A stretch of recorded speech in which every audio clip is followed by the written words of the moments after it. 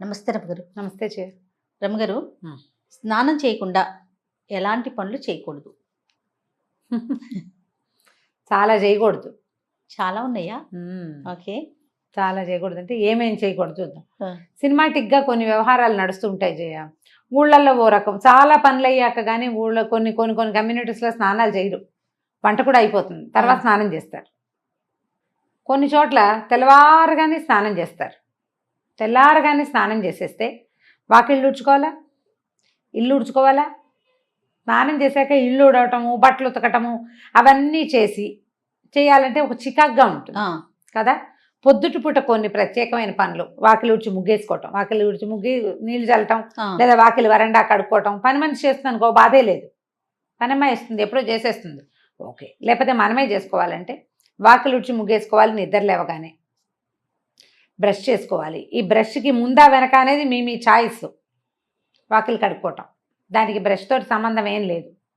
పాచిమొహంతో వాకిళ్ళు ఊడ్చుకుంటారు సాధారణంగా, అదేదో అయిపోతుంది.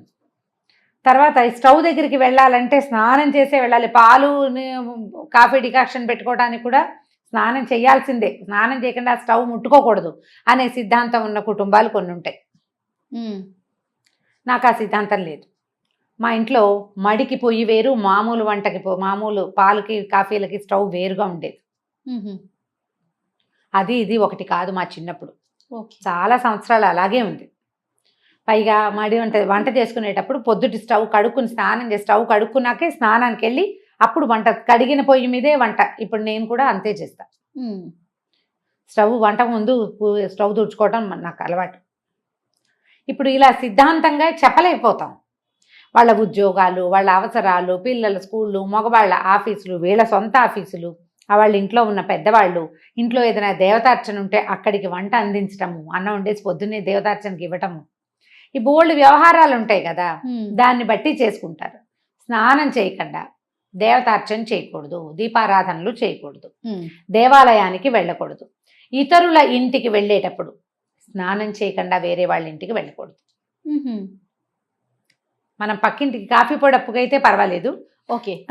కాఫీ పొడప్పు అయితే కాకపోతే పొద్దునే వాళ్ళు ఎవరైనా పిలిచారు, వాళ్ళు స్నానం వచ్చాక చేద్దామని వెళ్ళకూడదు. వాళ్ళ ఇళ్ళ నుంచి వచ్చి స్నానాలు చేయకూడదు, అది తప్పు. ముచ్చట్లకి అట్లా వెళ్ళకూడదు అంటారా? ముచ్చట్లకైనా, ఏదైనా తాంబూలం తీసుకోవటానికైనా, ఎవరైనా గబుకొని మనకు అవసరం వచ్చింది ఏదో తెచ్చుకోవటానికైనా, ఒట్టి కాఫీ పొడి గురించి కాదు, కాస్త పెద్ద వ్యవహారాలు. ఎండెక్కాక స్నానం కాకుండా కొంచెం పొద్దెక్కక ముందే స్నానం చేయటం మంచిది. ఎవరైనా కూడా ఆరోగ్యం. బయటికి పనుల మీద వెళ్ళే వాళ్ళు స్నానం చేసి వెళ్ళాలి ఖచ్చితంగా. స్నానం చేసి దేవతార్చనో లేకపోతే ఒట్టిగా దేవుడికి ఒక నమస్కారమో చేసుకోవాలంటే స్నానం చేసి వెళ్ళాలి. ఎప్పుడు కూడా ఇంట్లో నుంచి బయటికి వెళ్ళేటప్పుడు, సాధారణంగా బయటికి వెళ్ళటానికి కాదు, పని మీద వెళ్ళే వాళ్ళు స్నాన నియమం ఉంచుకోండి. ఒకవేళ మీకు అలాంటి నియమం లేనట్టయితే దీన్ని యాడ్ చేసుకుని చూడండి, మంచి పాజిటివ్ రిజల్ట్ కనపడుతుంది. రాత్రికి స్నానం చేస్తాం అంటారు, రాత్రిపూట స్నానం చేసి పడుకుంటారా? రాత్రిగా స్నానం చేసాం, పొద్దునే స్నానం ఎందుకు అని మొహం కడుక్కుని వెళ్ళిపోతారు. స్నానం చేయకుండా కార్యాలయాలకి వెళ్ళకూడదు. ఒకటి, లక్ష్మీదేవి సహించదుట వీటిని. ఓహో, అది యాడ్ చేస్తే తప్ప మనం పని చేయము. మరి సూర్యోదయం అయ్యాక స్నానం అనేది మన నియమం. రాత్రిపూట స్నానం అసలు ఆరోగ్యమే కాదు. ఎండాకాలం చెమట్ల కుండలకి ఏదో 8-9 నీళ్ళు పోసుకుంటాం, కానీ అసలు రాత్రిళ్ళు స్నానం హెల్దీయే కాదు, చాలా బ్యాడ్ హెల్త్. సాయంత్రమే చేయ, చీకటి పడుతూ ఉండగా స్నానం చేయొచ్చు. రాత్రిళ్ళు పడుకునే ముందు అన్నాలు తినేసి పడుకునే ముందు చెమట పోస్తుందని ఓ బకెట్ నీళ్ళు పోసుకుని పడుకుంటారు చూడు, వీళ్ళకి వాతపు బాధలు అధికంగా ఉంటాయి. ఆయుర్వేద వైద్యులు వద్దని చెప్తారు. రాత్రిపూట స్నానం చేయకూడదు. గర్భవతులు చేయకూడదు, బయట పీరియడ్స్లో ఉన్న వాళ్ళు చేయకూడదు. తర్వాత డెలివరీ అయిన వాళ్ళు, కొత్తగా డెలివరీ అయిన వాళ్ళు, పిల్లలకి పాలిచ్చేవాళ్ళు, వృద్ధులు, మెనపాజ్లో ఉన్నవాళ్ళు, తర్వాత ఏమో ఒళ్ళు నొప్పులు అవి బద్ధకము హెచ్చుగా ఉండేవాళ్ళు రాత్రిళ్ళు స్నానం చేయకూడదు. ఇంకెవరు మిగిలేరు? అదే కదా కదా, అందరినీ చెప్పేసాం. ఇంకెవరు మిగిలేరు? ఇప్పుడు రాత్రి చేసిన స్నానాన్ని లెక్కెట్టుకుని పొద్దున్నే నీళ్ళు పోసుకోకుండా బయటికి వెళ్ళిపోతే అదేం ప్లస్ అవ్వదు మనకి. పిల్లలు కూడా కొంతమంది స్కూల్స్కి వెళ్ళిపోతారు రమ్మగారు, నైటే చేసాం కదా అనేసి పొద్దున్నే బ్రష్ చేసుకుని వెళ్ళిపోయే పిల్లలు కూడా చూశాను నేను. సూర్యోదయం తర్వాత స్నాన విధి అత్యావశ్యకము. మన ఆధ్యాత్మికమైన వ్యవహారమే ఇది. శుభ్రత కూడా, స్నానం చేసిన మొహానికి చేయని మొహానికి తేడా ఉండదు, మరి ఉంటుంది కదా. ఫ్రెష్నెస్, నీళ్లు మన పైనుంచి బాడీ పడతాయి. ఫీల్ అవుతుంది ముందు. అది మన మొహంలోకి వస్తుంది కదా, పైనుంచి మొహం కడుక్కుంటాం, మొహం కడుక్కుంటే వచ్చే ఫ్రెష్నెస్ మొహం కడిగినట్టే ఉంటుంది ఉమ్. కదా. స్నానం చేస్తే ఉండే ఫ్రెష్నెస్ బ్రహ్మాండంగా ఉంటుంది. తర్వాత ఏంటంటే బ్లడ్ సెల్స్ యాక్టివ్ అవుతాయి. Activate. సన్నీళ్ళు పోసుకున్నాం అనుకో, జల్లుమంటుందా ఒళ్ళు ఒక్కసారి, ఆ జల్లు అనగా నరాలకి సత్తు వస్తుంది. స్నానము అత్యవశ్యకమైన విధి. అది మడికో దీనికో అంటే ఏదో భగవదర్చనకి మాత్రమే అనుకోకండి. మీ ఆరోగ్యానికి. శరీరానికి మీరు చేసే అర్చన స్నానం. అంతే. ఇది ఒక గుడి కదా, దేహమే దేవాలయము అన్నారు. ఆ ఆత్మ ఇందులో నిలబడింది. ఇది ఉన్నంత వరకు ఆత్మ హాయిగా అందులో ఉంటుంది, ఈ పిచ్చి గూట్లో. దీన్ని శుద్ధంగా ఉంచాలి కదా, దీన్ని యాక్టివ్గా ఉంచాలి, ఆరోగ్యంగా ఉంచాలి. ఇది ఉంటేనే అది ఉంటుంది, ఉమ్. ఇది లేకపోతే అది ఉండదు. అవును. ఆత్మారాముడిని సంతోష పెట్టద్దు మనం. ఉమ్. స్నానం చేయండి, అదే పెద్ద సంతోషం. తర్వాత సంతోషాలు మిగిలినవి. స్నానం చేయటం, అన్నం తినటం, వేళకి నిద్రించటం మానవ దేహానికి అత్యంత ఆవశ్యకమైన విషయాలు. కాబట్టి పూజ చేసుకోవాలి పొద్దున, దేవతా నమస్కారం చేసుకోవాలి పొద్దున్నే. మనకి విధులు చెప్తారు. మన కార్తీకము, మాఘము, వైశాఖ మాసం ఉదయకాల స్నానాలు. ఉమ్. కనీసం ఆ 3 నెలలు 2 నెలలని చేసేయడమంటారా నాయన అని ఇలాంటి వాళ్ళు ఉన్నారండి. ఆ 2 నెలలు ఖచ్చితంగా పెట్టారు.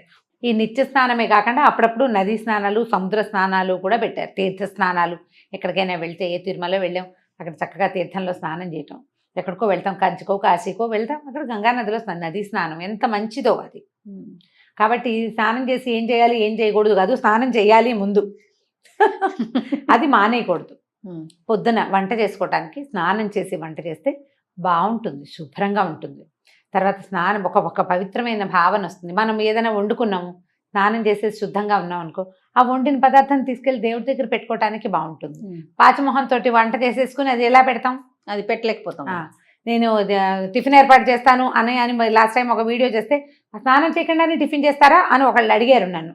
టిఫిన్ చెయ్యను, ఏర్పాటు అంటే ఇడ్లీ పిండి, దోశ పిండి అవి తీసి బయట పెట్టుకోవటము, చట్నీకి కావాల్సిన దినుసులు ఏమిటో చూసుకోవటం, అదే చేస్తాను.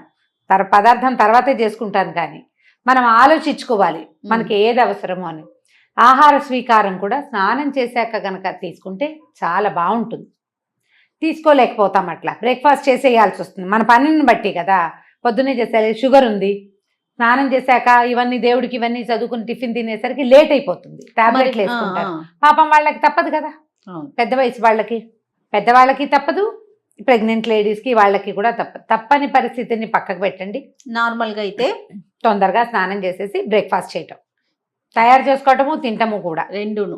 ఇలా చేస్తే కనుక ఎక్కువ శుభ్రంగా ఉండేందుకు అవకాశం ఉంది. ఏ హెన్నో పెట్టుకుంటాము, నెత్తికి నూనె రాసుకుంటాము, గంట నానాలనిపిస్తుంది, ఇంకప్పుడు ఏదో కొంత పని చేయవలసి అయితే ఓకే రమ్ గారు.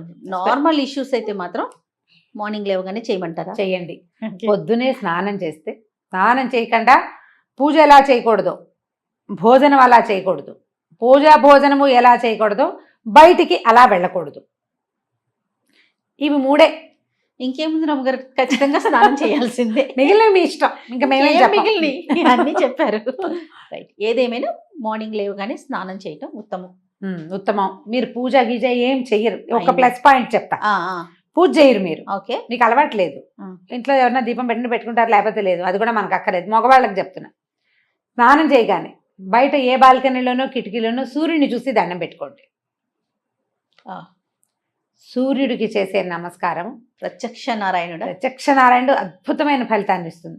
ఇప్పటిదాకా మీకు అలవాటు లేకపోతే, ఒకవేళ మీరు కనుక ఈ వీడియో వింటూ ఉంటే, రేపటి నుంచి దీన్ని ప్లస్ చేసుకుని చూడండి. మగవారైనా ఆడవారు కూడా చేయొచ్చు? ఆడవాళ్ళు ఎలాగో చేస్తారు. ఓకే, మీకు అలవాటు లేకపోతే అని చెప్తున్నాను. మీ ఇంట్లో అంటే దీపం, అమ్మాయి దీపం పెట్టుకుంటుంది, అతనికి అలవాట్లేదు, అతనికి ఒకవేళ అసలు మన ఇంట్లో దీపాలే లేవు, ఇది జాతి విచక్షణ లేదు. ప్రతి ఒక్కరు అసలు పూజలు గీజలు చేయరు, వీరేదో ప్రార్థన చేసుకుంటారు, మీ విధానాలు మీకున్నాయి.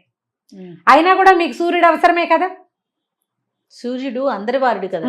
స్నానం చేసి సూర్యుడిని చూడండి పొద్దున్నే, బిఫోర్ 9 చేయండి, చాలా మంచిది. మీకు ఆ సూర్యుని చూడడానికి నచ్చింది అనుకోండి, కాసేపు కళ్ళు మూసుకుని అక్కడే నుంచోండి, ఆ సూర్యకిరణాలు పడేలాగా. ఇంకా సూపర్. ఒక 21 డేస్ చేసి మీలో ఏ మార్పు సంభవించిందో హోల్ హార్టెడ్గా ఇంకొకళ్ళకి చెప్పండి. నేను ఇది చేశా, స్నానం చేసి సూర్యుని చూశాను. ఏం జరిగింది రమ్మగారు? చెప్పండి, ఇలా చెప్పండి అంటున్నా. మీరు చెప్తున్నారే. నేను ఇలా చేశాను, స్నానం చేసి సూర్యుని చూశాను, నాకు ఈ మార్పు వచ్చింది అనేది మీరు గమనించి చెప్పాలి. అప్పుడు పొద్దున్నే స్నానం చేయటంలో ఉన్న ఫలితం ఏంటో తెలుస్తుందేమో, మీరే అందరికీ చెప్తారు. ఎర్లీ మార్నింగ్ సూర్యుని చూడడంలో ఉన్న ఆత్మానందం ఏంటనేది చూసేవాడికే తెలుస్తుంది. మీరు బాగా ఎంజాయ్ చేస్తున్నారు. రైట్ రామ్ గారు, నమస్తే అండి. నమస్తే.